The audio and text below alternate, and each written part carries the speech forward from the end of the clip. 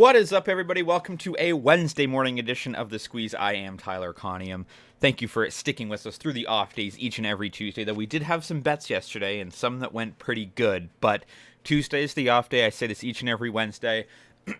As someone who bets every day, makes sports betting content every day, having the one day off every week is very important for my mental health, for the way I read the boards, just for everything. At the end of the day, we're betting money to win on sports games every single day, and an off day just helps with that. Whether you've had a good week or a bad week, it just helps. And man, it really brings me back every Wednesday refreshed. So we've had a decent week. So Monday was a 1-1-1 day.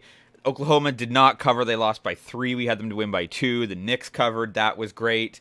And we had a push in the Sabres and the Kings. So those were the 3 official bets. If you follow me on Twitter, Monday was a very good day. We hit a 3-leg parlay with 3-pointers.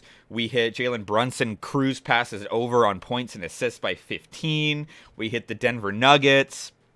So that was a very good day. And then yesterday I was just itchy. I threw some bets up on Twitter.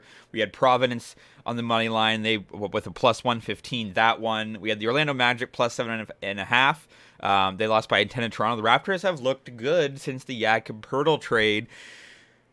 It's going to be interesting to see what happens the rest of the way there.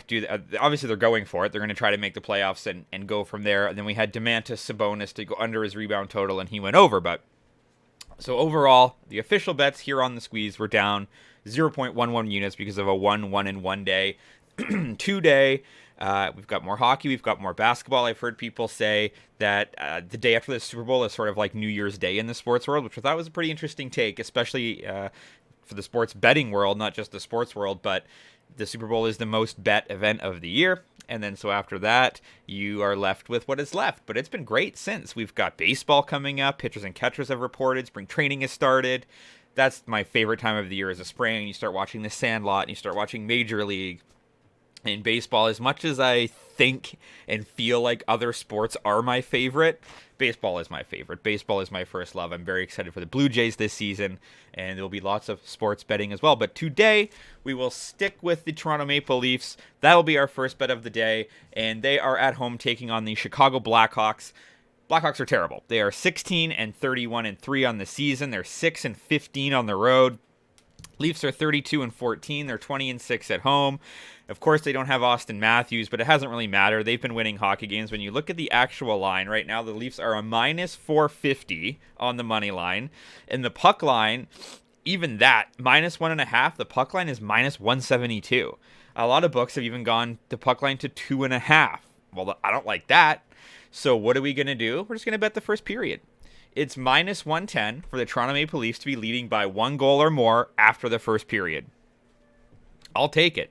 Do you want any more analysis, or how's that for you? Chicago Blackhawks are 0-5 in their last 5 Wednesday games. They're 7-44 in their last 51 games versus a team with a winning record. They're 1-5 in their last 6 games. Toronto is 5-1 in their last 6 playing on 3 or more days rest. And they're 8-2 in their last 10 overall versus the Central. In their last few matchups with Chicago, the favorite is 14-6 in their last 20 meetings. As mentioned, of course, the Leafs don't have Austin Matthews. I don't think it's going to matter all that much. Jonathan Toews is questionable with an illness today. Look, Toronto Maple Leafs are the much better hockey team, and we're getting essentially even money for them to be up 1-0, 2-1 after the first period. I'll take it. So Toronto Maple Leafs by 1 for minus 110 after the first period. Sticking with the NHL, we've got the Colorado Avalanche at the Minnesota Wild.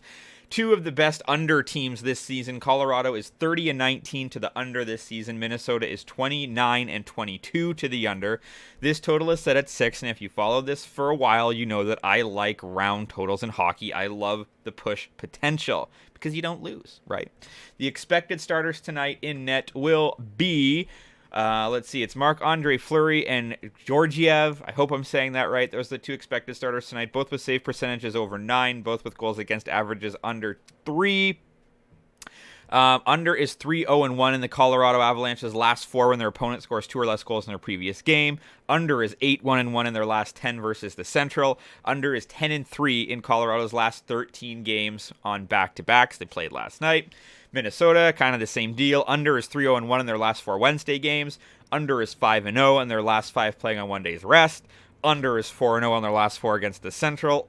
Under is 11-1-1 in their last 13 home games.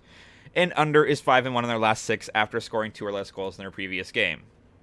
Now, okay, under is also 3-1-1 the last 5 times these teams have met. That is your analysis for that game. Under 6 goals. We've got that for -106 at FanDuel. I like the push potential if it's, 4-2, if it's 5-1. It's probably going to be like a 2-1, 3-1, whatever. Like the push potential, so it's under 6, -106 at FanDuel. And our last bet of the day is another under, and we are shifting to the National Basketball Association. Stop me if you've heard this before. 2 of the best teams to the under this season. It's Chicago Bulls at Indiana Pacers. Chicago is 32-24 to the under this season. Indiana is 31-27 to the under. Chicago has really not played well this season. They're 26-31. They're only 10-19 on the road. They've lost 4 straight games. Indiana's lost 9 of their last 10. This is going to be a sloppy matchup, I think. And so when you look at the total, we've got 231.5. You can take the under there for -115 at BetMGM. Do that. Under 5-0 in Chicago's last 5 games. Under 4-0 on their last 4 following an ATS loss. Under 5-0 in their last 5 when their opponent allows 100 or more points. Under 5-0 in their last 4 when they score over 100 points. Under 4-0 in their last 4 games following a loss. Indiana 4-0. Last 4 playing on one day's rest. Under 8-0 in their last 8 home games versus a team with a losing record. Under 6-0 in their last 6 home games versus a team with a road winning percentage of less than 40. Under 5-0 in their last 5 home games. Under 6-1 the last 7 times the Bulls and the Pacers have met. Under 20-7 the last 27 meetings in Indiana. Bulls are expected to be without Goran Dragic tonight, without DeMar DeRozan tonight, without Alex Caruso tonight. And Pacers are expected to be without questionable tonight is Miles Turner and Theus.